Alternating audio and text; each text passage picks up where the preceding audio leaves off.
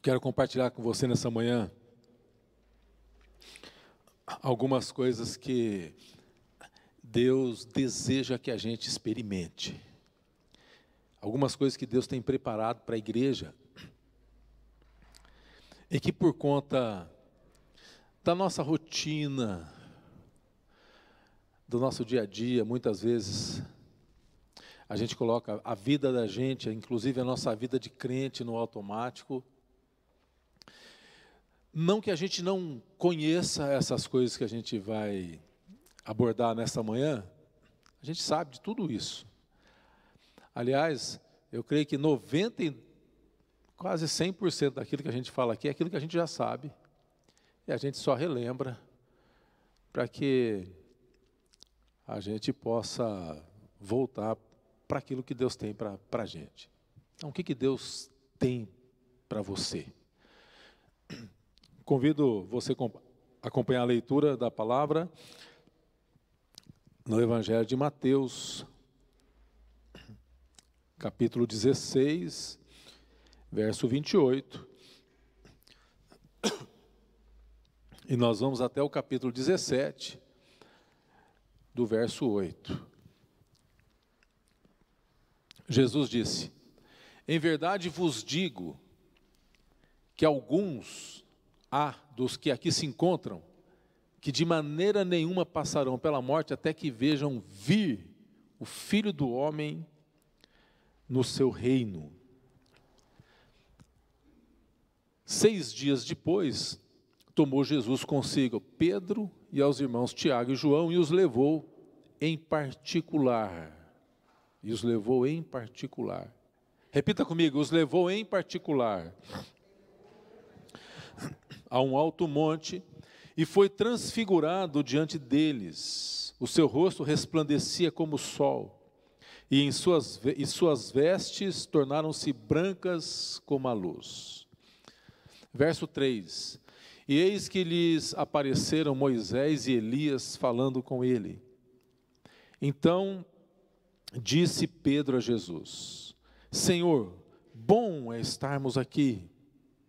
Repita comigo: bom estarmos aqui. Se queres, farei aqui 3 tendas, uma será tua, outra para Moisés, outra para Elias. Falava ele ainda quando uma nuvem luminosa os envolveu, e eis vindo da nuvem uma voz que dizia: este é o meu filho amado, em quem me comprazo. A ele ouvi. Ouvindo-a, os discípulos caíram de bruços, tomados de grande medo. Aproximando-se deles, tocou-lhes Jesus, dizendo: erguei-vos e não temais.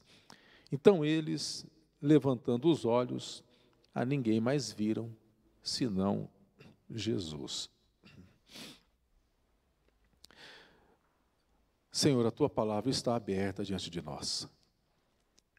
E essa palavra viva que nós precisamos receber nesta manhã, que é o alimento para as nossas vidas, que é o sustento espiritual do qual precisamos. Fala conosco, Senhor, e encoraja-nos pelo Teu Espírito Santo e forja em nós, ó Deus, o desejo de continuarmos na Tua dependência, experimentando tudo o que o Senhor tem para as nossas vidas, em nome de Jesus. Amém. O texto do capítulo 17, verso 1, diz 6 dias depois,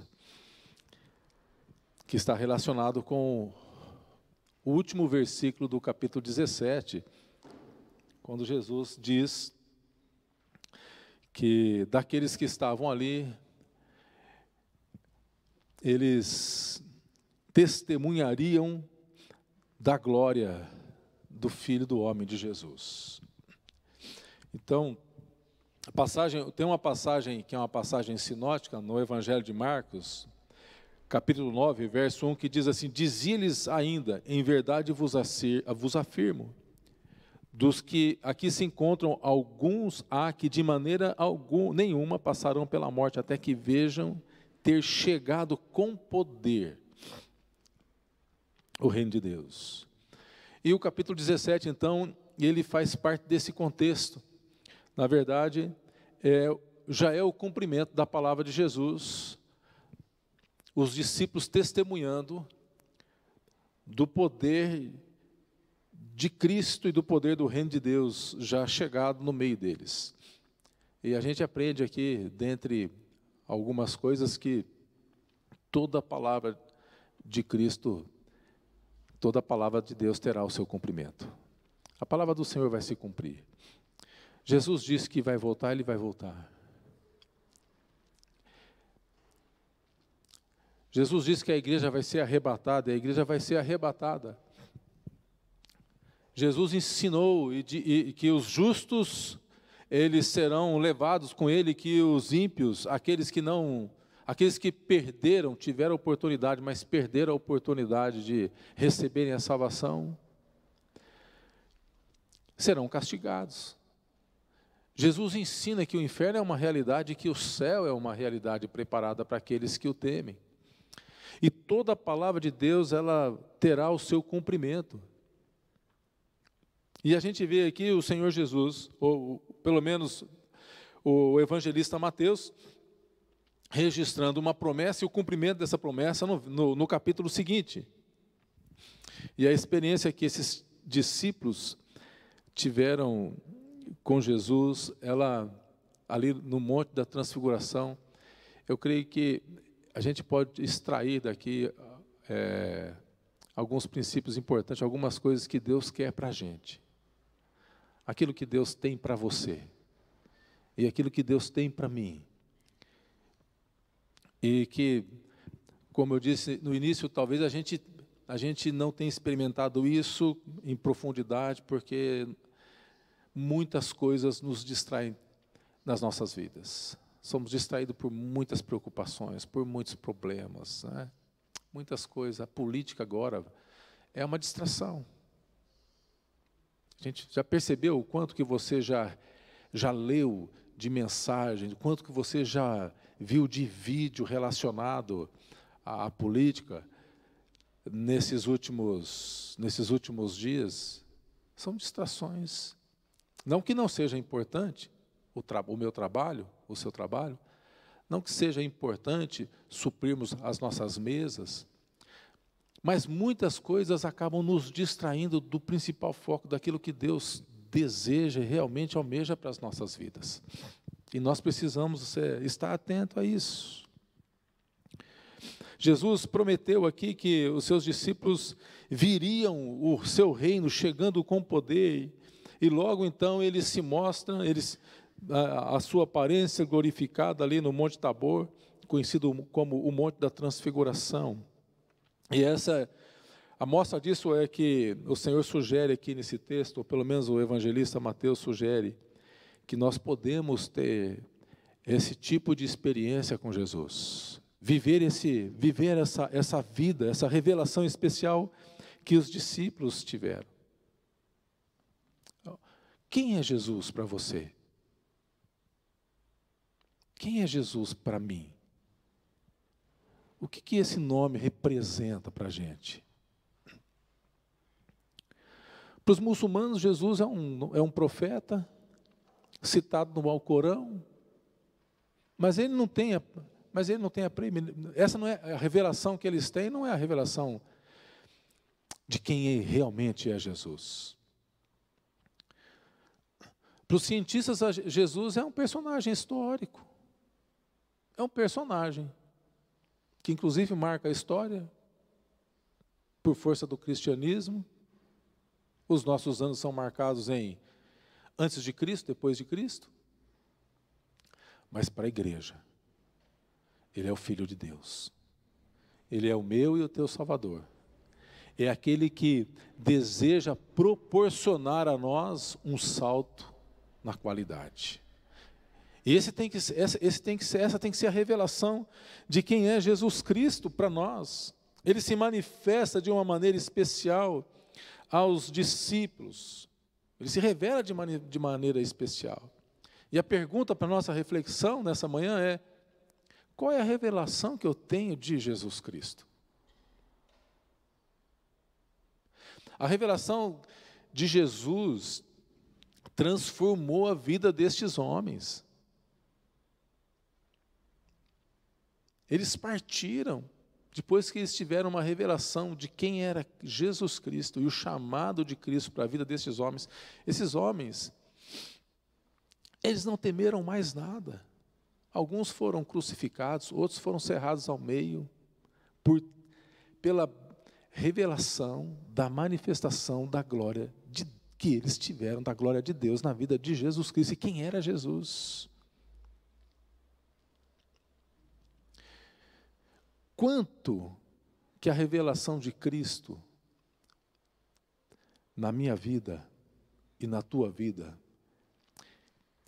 tem sido traduzido em transformação de caráter, transformação. Quanto da revelação de Cristo já gerou transformação na minha e na sua vida? Então, veja, essa passagem, dentre outras, ela descreve o tipo de comunhão que Deus deseja para a gente. Qual é o tipo de comunhão que o Senhor deseja para a gente? O primeiro ponto dessa mensagem é que Jesus, Ele quer ter uma comunhão com a gente através de uma vida de oração. Deus quer ter uma comunhão intensa. Se eu tiver uma vida de oração intensa, eu terei uma comunhão rasa, se eu tiver uma vida de oração rasa. Agora, não confunda a oração rasa e oração intensa com o horário de oração, com o tempo de oração, porque Jesus nos ensina que nós devemos orar em todo o tempo, orar sem cessar, pedir, bater, insistir, perseverar. É levar a oração para todos os âmbitos da vida da gente. E não apenas no momento que a gente acorda para agradecer o alimento, não apenas no momento que nós estamos à mesa, não apenas no momento que vamos nos deitar, mas em todos os momentos. No momento que eu estiver tratando um canal de um dente ali, Senhor, me abençoa, dirige a minha mão, guia. Nós precisamos ter esse pensamento voltado, essa oração voltada, quando eu estiver assentando o azulejo na parede, quando eu estiver ensinando letras para as crianças. Porque se eu tiver uma oração intensa, eu vou ter uma comunhão intensa com o Senhor. E é isso que Ele tem para as nossas vidas. Jesus, no verso 1, diz que Ele leva consigo Pedro, os irmãos Tiago e João, em particular. E na oração, ali, Jesus se manifesta na vida deles e eles têm uma comunhão intensa. Tudo começa na oração. Jesus, no contexto anterior, ele está cercado, se você percebe no capítulo 16, de uma grande multidão, os escribas, os fariseus, tem a multiplicação dos pães no capítulo 15, o contexto é esse.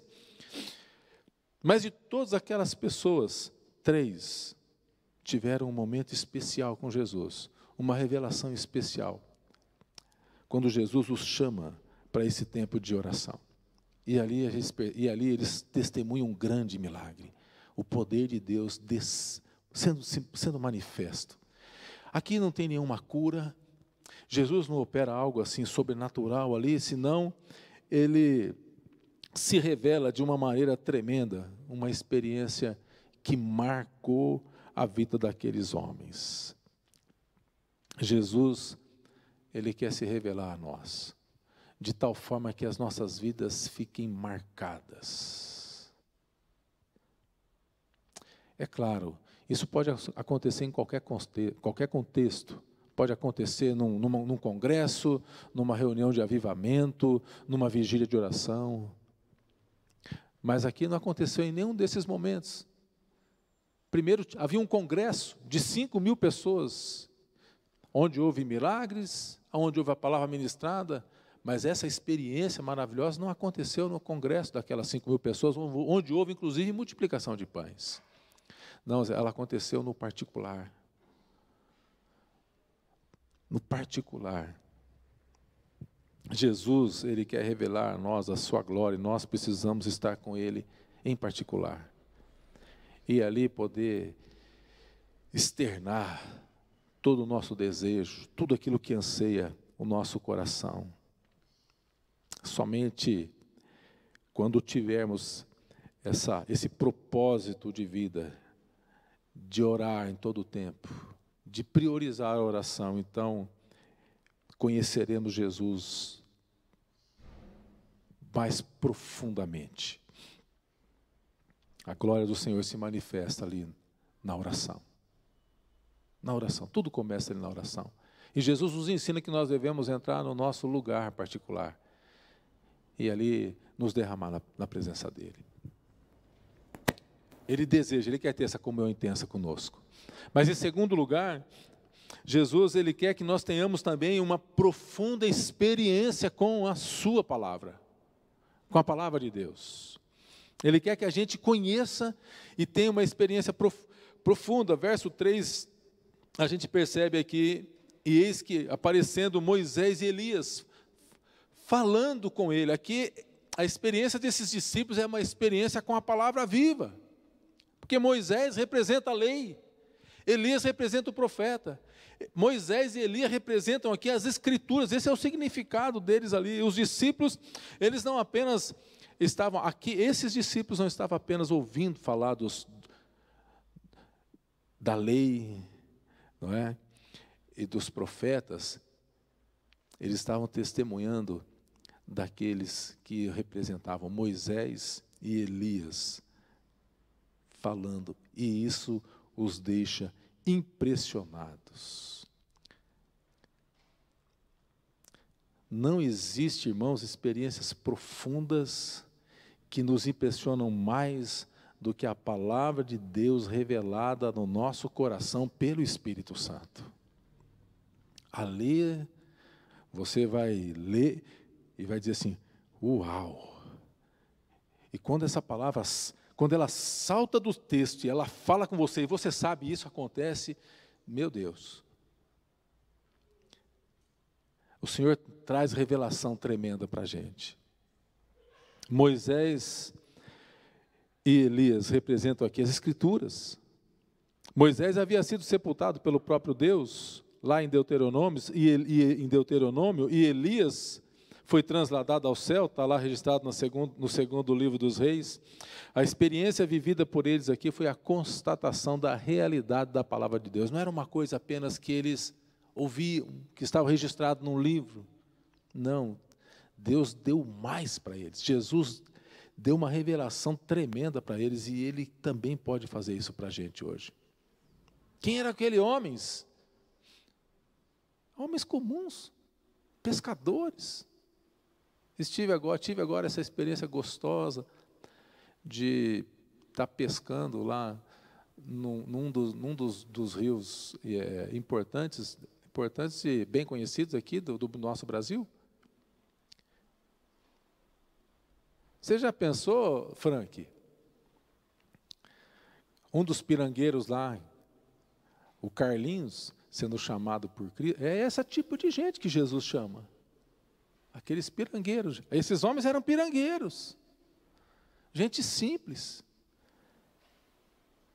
Se Deus pode fazer isso com gente simples assim, Ele pode fazer com a gente também. Pode fazer com você também. Ele pode se revelar de maneira profunda na palavra com a gente também. Com a palavra viva. Com essa palavra que transforma as nossas vidas. Veja a dimensão dessa experiência na vida daqueles homens. Porque quando conhecemos a Jesus, verdadeiramente passamos a compreender a palavra, essa palavra transformadora, e ela penetra as nossas vidas. Essa palavra que ninguém pode deter. É obra santa. Ninguém detém. É obra santa. Ninguém detém, não. Essa palavra que o Senhor escolheu uma cidade, um lugar pequeno lá no Oriente Médio. E essa palavra,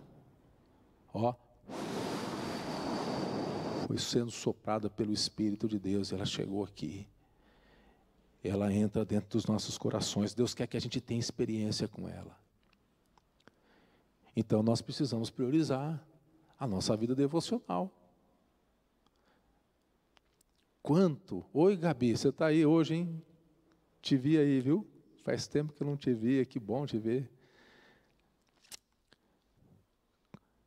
Quanto que eu tenho me dedicado? Não é ler, tem pessoas que fazem, no começo do ano, fazem aquele propósito. Acho que um dos livros mais lidos é o livro de Gênesis, né? Porque no começo do ano, a maioria das pessoas fazem o propósito de ler a Bíblia toda, começa em Gênesis, quando chega no Êxodo ali, Números então, se chegar em Números já é uma heroína, um herói, né? Mas não é disso. É uma porçãozinha, é um pouquinho. É trazer a palavra do Senhor para a vida da gente. O Senhor quer que a gente tenha uma experiência profunda com a palavra. É ler um pouquinho e gravar aquele pouquinho. E pela fé andar naquele pouquinho. E de revelação em revelação, o Senhor vai nos acrescentando. Então, que tipo de comunhão que Deus quer ter com a gente, né? O que Deus tem para a gente? Deus tem comunhão intensa através da oração. Deus quer que a gente tenha uma experiência profunda com a palavra dEle. E, em terceiro lugar, Ele quer que a gente tenha prazer na sua presença. Deus quer se manifestar a nós e que a gente tenha prazer. Quando a gente está reunido, nós fomos criados assim. Deus nos criou dessa forma, para que a gente ofereça para Ele, embora não temos nada para oferecer que Ele mesmo não tenha colocado dentro de nós. Ele dá e nós queremos devolver. E essa troca é tão gostosa, porque quanto mais a gente vai exercitando essa troca, mais Deus vai enchendo a gente. Vai enchendo a gente de graça, de paz. Olha o que Pedro diz aqui no verso 4. Ele diz: Senhor, bom estarmos aqui.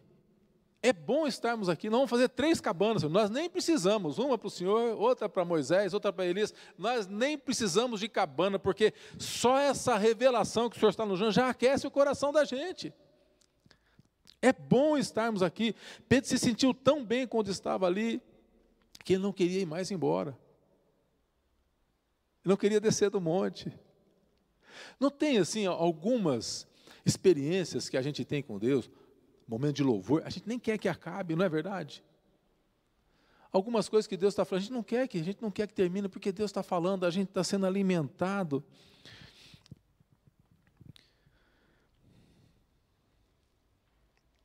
Ele propõe fazer 3 tendas ali.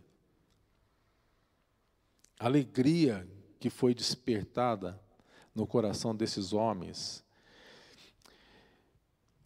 eles não queriam mais sair da presença de Deus. O ser humano, ele é essencialmente religioso,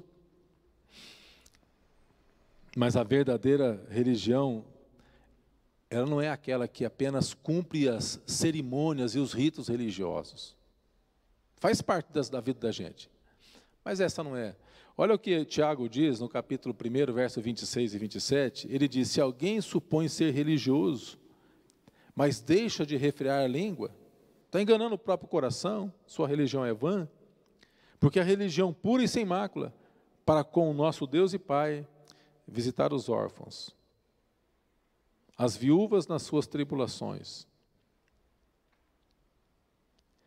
e guardar-se incontaminado do mundo. Não permitir que o mundo entre dentro da gente. Quando conhecemos Jesus de forma profunda, verdadeira, na oração, na palavra, então o prazer da presença de Deus toma conta do nosso ser. Como diz o salmista no Salmo 1, bem-aventurado o homem que não anda no conselho dos ímpios, não se detém no caminho dos pecadores, não se assenta na rota dos escarnecedores, o seu prazer está na lei do Senhor e medita dia e noite. Também aprendemos a amar a casa de Deus como a nossa tenda. Pedro diz: bom estarmos aqui. É bom estarmos aqui. Nós vamos trabalhar aqui, Senhor. Vamos fazer uma tenda, Deus se agrada, irmãos, daquilo que nós fizemos aqui, viu? Pintura nova, chão restaurado. Agora nós estamos trabalhando para sair essa passarela aqui, para dar um acabamento bem bonito, quando tiver casamento, ficar bonito. né? Deus se agrada que a gente tenha zelo com as coisas dele. O templo não vai para o céu. Quem vai para o céu somos eu e você, que somos o templo. Mas esse lugar aqui é o lugar que a gente escolheu, que a gente consagrou, que foi comprado com o dízimo e a oferta dos irmãos, para o povo se reunir, para ter um lugar da revelação dessa graça, do perdão. As pessoas passam à frente, não dão muita bola, não. Muita gente passa ali fazendo o sinal da cruz, reconhecendo que esse lugar aqui é um lugar sagrado. E em algum momento eles vão entrar aqui, vão render glórias ao Senhor e serão salvos. Então nós precisamos aprender a amar a casa do Senhor como a nossa própria tenda. Salmista diz no Salmo 84, verso 10, um dia nos teus atos vale mais que 1000, prefiro estar à porta da casa do meu Deus, a permanecer nas tendas da perversidade, porque o Senhor Deus é só o escudo, o Senhor dá graça e glória, nenhum bem sonega aos que andam retamente, o Senhor dos exércitos, feliz o homem que em ti confia, ó Senhor dos exércitos. Um dia nos seus atos, um dia na presença do Senhor, vale mais que 1000. É o que o salmista está dizendo. A palavra de Deus está dizendo, a palavra não mente. Esse é o maior prazer que a gente pode ter, é conhecer Jesus da maneira como Ele quer que a gente o conheça. É claro que ficamos limitados, mas deixa eu dizer uma coisa para você. A gente persevera. E eu sei que você persevera. Você está aqui nessa manhã porque você é um vitorioso, você é uma lutadora, você é um homem, uma mulher, um jovem perseverante no Senhor. Porque é verdade que durante a semana a gente pecou, a gente falou mal de quem não devia, a gente não mentiu escaradamente, mas faltou com algumas verdades. E quando o Espírito vai falando, vai mostrando isso para a gente vai vendo o quanto que precisa de ser transformado. A palavra de Deus diz, o justo cairá 7 vezes, viu, Walter? Mas se levantará. Porque o Espírito de Deus nos leva ao arrependimento.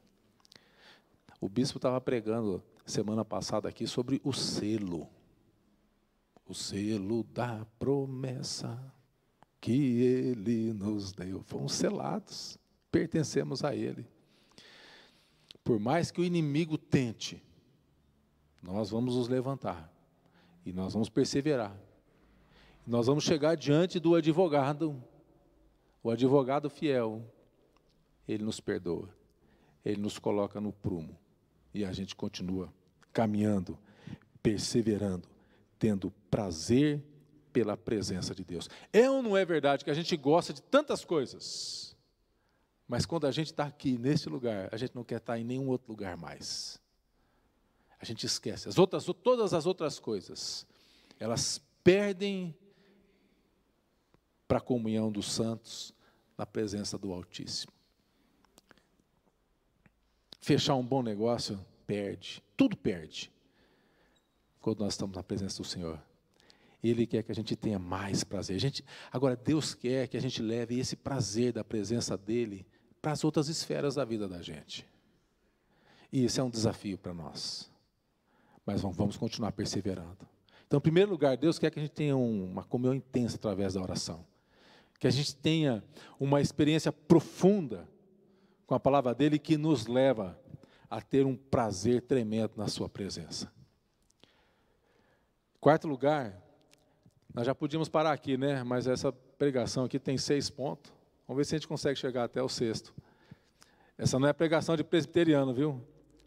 Deus quer que a gente seja envolvido com a glória dEle. Olha o que diz o verso 5.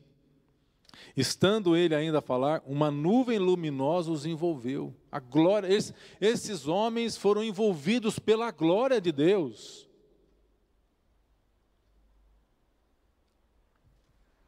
Você consegue imaginar? Você consegue imaginar?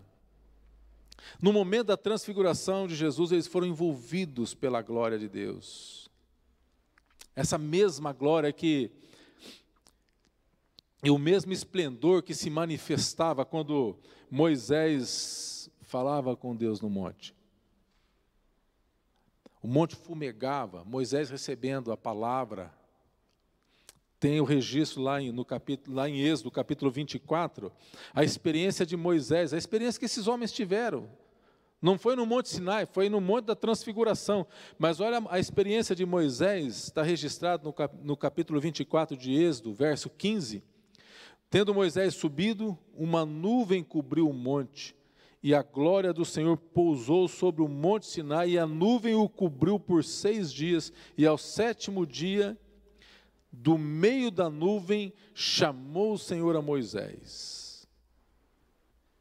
O aspecto da glória do Senhor era como um fogo consumidor no cimo do monte, aos olhos dos filhos de Israel, e Moisés, entrando pelo meio da nuvem, subiu ao monte, e lá permaneceu 40 dias e 40 noites, e o texto diz que ele não teve fome, não comeu, não bebeu, porque a presença de Deus sustenta a gente. É esse tipo de experiência que o Senhor quer que a gente tenha. O brilho da glória de Deus estava tão intenso que eles não conseguiram enxergar mais nada além da nuvem. E também não tinha mais necessidade nenhuma. Pedro está dizendo, Senhor, é bom estarmos aqui, não vamos sair daqui mais, porque nem pão a gente precisa mais. Porque essa é a maior necessidade do ser humano, é da presença de Deus. E a presença manifesta do Senhor. A gente aprende aqui que toda vez que a gente se achega ao Senhor, Ele se achega a nós. Tiago 4,8, chegai-vos a Deus e Ele se chegará a vós outros. Purificai as mãos, pecadores, vós que sois de ânimo dobre, limpai o coração. Quando a gente conhece e firma esse propósito, de nos aprofundarmos na oração, na palavra de Deus, você consegue perceber que uma coisa desencadeia na outra coisa, até sermos envolvidos pela glória do Senhor, envolvidos pela nuvem, pela presença do Senhor. Então, tudo na nossa vida se torna cheio da glória. E aí nós temos um problema. Porque muitas vezes, quando nós estamos lá no nosso dia a dia, situações acontecem e acontecem porque a glória do Senhor está sobre as nossas vidas. E as pessoas, elas não sabem disso, não percebem isso. Isaías capítulo 60, verso 1 diz, dispõe-te, resplandece, porque vem a tua luz e a glória do Senhor nasce sobre ti. Você pode dar um glória a Deus? Porque eis que as trevas cobrem a terra e a escuridão os povos, mas sobre ti aparece resplandecente o Senhor, e a sua glória se vê sobre ti. As nações se encaminham para a tua luz e os reis para o resplendor que te nasceu. Esse é o resultado da manifestação da glória do Senhor sobre as nossas vidas. Isso é o que Deus quer para mim, e isso é o que Deus quer para você. Mas em quinto lugar, e penúltimo lugar, o Senhor quer que a gente ouça Ele falando conosco. Naquela experiência eles ouviram a voz de Deus. Esse é o meu filho. E a voz do Senhor gerou um temor tremendo no coração daqueles homens, que eles caíram, e eles caíram com temor, eles caíram de joelhos, quando Deus fala com eles. Mas é importante que a gente ouça a voz do Senhor. Talvez alguns aqui já ouviram audivelmente mesmo a voz de Deus, mas essa voz ela é discernida dentro da gente. Isaías capítulo 30, verso 21 diz, quando te desviares para a direita, quando te desviares para a esquerda, os teus ouvidos ouvirão atrás de ti uma palavra dizendo, este é o caminho, andai por ele. E essa é o Espírito de Deus falando para a gente, esse é o caminho, isso, aqui está errado, aqui você precisa de conserto, aqui você precisa andar. Esse é o caminho. E nós temos, queridos, resposta de Deus para tudo na vida. Resposta para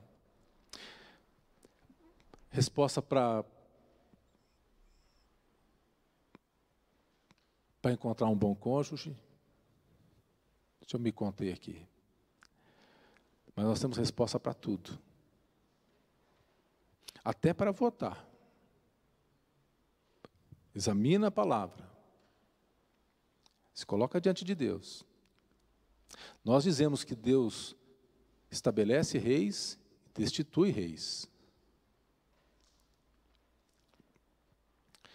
Mas é direito meu e seu exercermos o direito de cidadania nas urnas.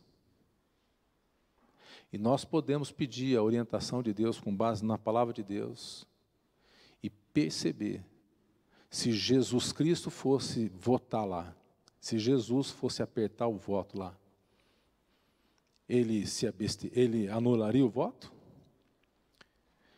Ele votaria em branco? Ou ele votaria no candidato A ou no candidato B? Com base no conhecimento que a gente tem, daquilo que ele nos ensina na Escritura Sagrada. Agora deixa eu dizer para você uma coisa. As pessoas não veem Jesus nas ruas, mas elas veem você e a mim. Somos Jesus. Você é Jesus. Eu sou Jesus e cada um daqui é Jesus nas ruas. Somos o corpo de Cristo.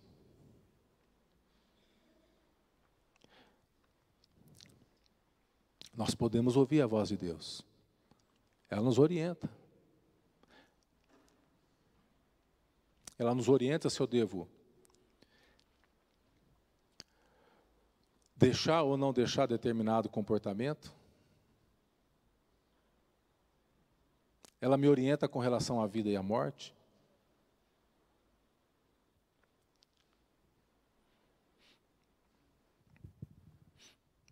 Quando nos desviarmos, Isaías 30, quando você se desviar, quando eu me desviar, ou para a esquerda ou para a direita, por detrás dos meus ouvidos o Senhor vai dizer, o caminho é esse aqui, ó. Está na minha palavra. Você está conectado em minha oração? A minha palavra está sendo revelada a você? O que eu ensino é um prazer para você?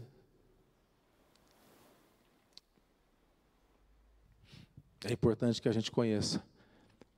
E a voz de Deus ela é confirmada aqui dentro da gente. E sexto e último lugar, aonde é que Deus quer nos levar? É que a gente esteja totalmente rendido. Esses homens, no verso 6, diz, os discípulos, ouvindo isso, caíram com o rosto em terra, ficaram grandemente aterrorizados, eles ficaram rendidos ao Senhor, eles caíram no chão diante da glória do Senhor.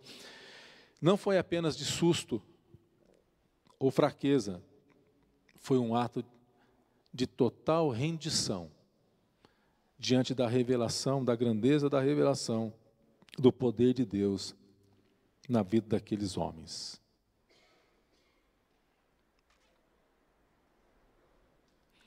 Quando cremos e recebemos a Jesus e nos rendemos ao seu senhorio, a carta de Paulo aos Filipenses registra, para que ao nome de Jesus se dobre todo o joelho, nos céus, na terra, debaixo da terra, e toda língua confesse que Jesus Cristo é o Senhor.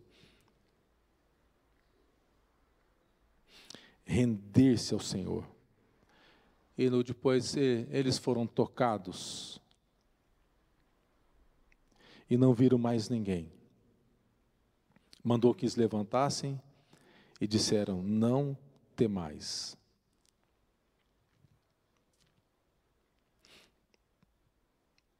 Jesus quer ter uma experiência em nos tocar. Ele quer que a gente receba esse toque. Vamos orar ao Senhor? Vamos colocar as nossas vidas diante de Deus?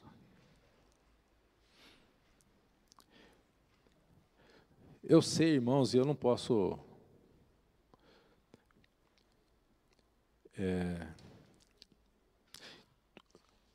Tudo que foi dito aqui é um desafio para a gente. Mas é aquilo que Deus quer que eu e você tenhamos da presença dEle.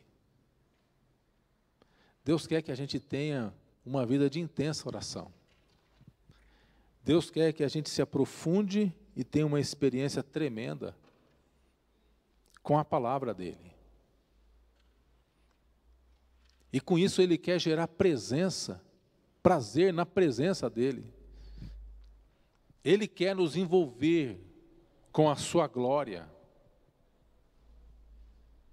Ele quer que a gente replique essa experiência para que mais pessoas possam ver, testemunhar. Essa é a minha missão, é a missão da igreja. Ele quer nos tocar. Ele quer remover de nós todo o medo. Eu não sei como está a sua vida. Talvez você queira vir. Tem um tempo de oração aqui no altar, enquanto o Ministério do Louvor toca essa canção. Talvez você esteja ouvindo agora o Senhor falando para você, esse é o caminho. Seguir. Enquanto o Ministério do Louvor canta, venha até a frente. Venha até um tempo de oração, um tempo de altar, um tempo de consagração. Venha dizer, Senhor, eu quero ter eu gostaria muito de ter essa vida de oração intensa, de comunhão intensa, de experiência profunda.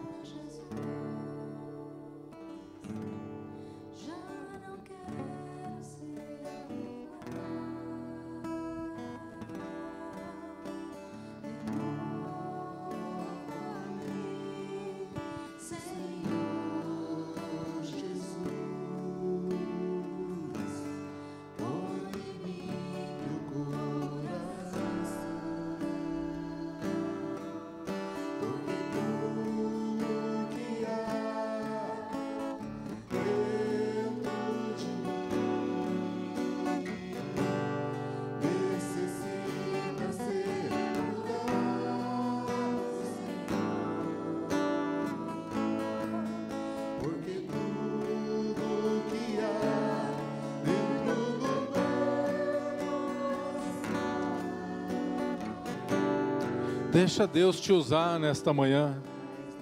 Você está com vontade de vir aqui à frente? Talvez tenha receio, porque o que as pessoas vão pensar de mim? Não perca essa oportunidade, queridos.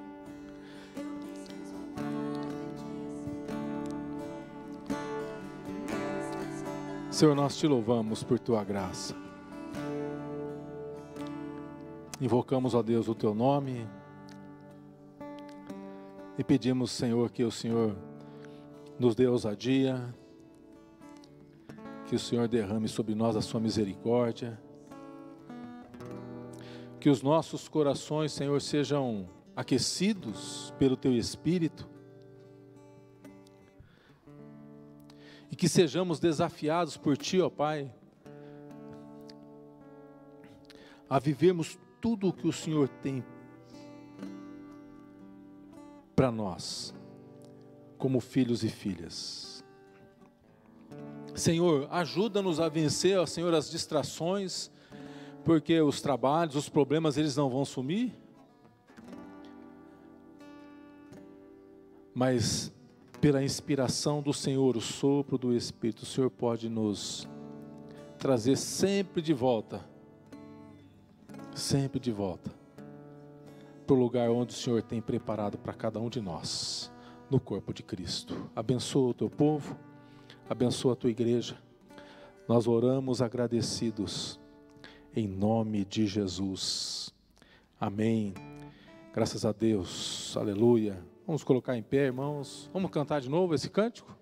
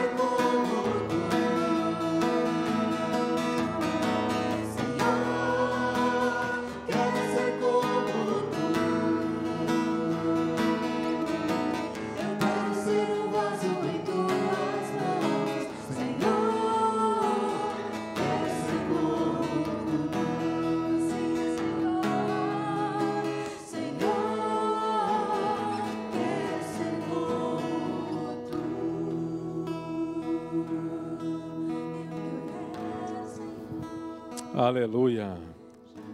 Glória a Deus. Faz isso em nossas vidas, Senhor. Amém. Aleluia.